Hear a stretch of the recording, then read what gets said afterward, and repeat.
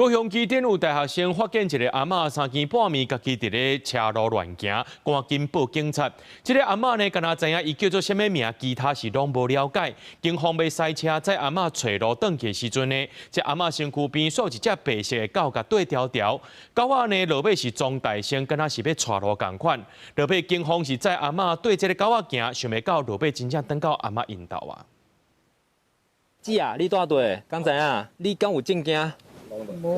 坐伫电动车顶悬的负责人原经问啥拢伊唔知，敢若知影家己叫啥名。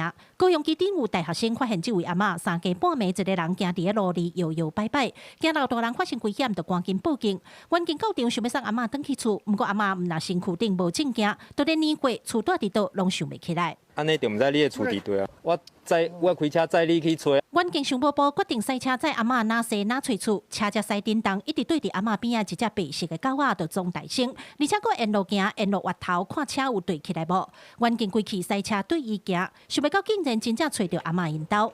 警方表示，阿嬷姓林，今年已经80岁啊，记忆无改好。厝内底剩伊甲后生2人，后生因为食头路，伫厝的时间无济，平常时拢是小白甲阿嬷做伴。老父饲养的米克斯犬小白，竟展现惊人灵性，在巡逻车前引路，成功带领警方将主人护送返家。预防失智长辈或是心智障碍及精神障碍朋友走失，提供安心手链申请。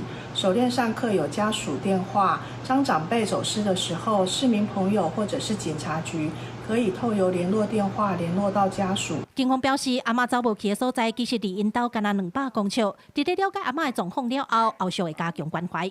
另外，社会局也强调，会主动去关心这个个案。你平常厝内时段若有失智的状况，会当家己申请安心手链啊。若无拄好人走无去，就会当随时联络到家属。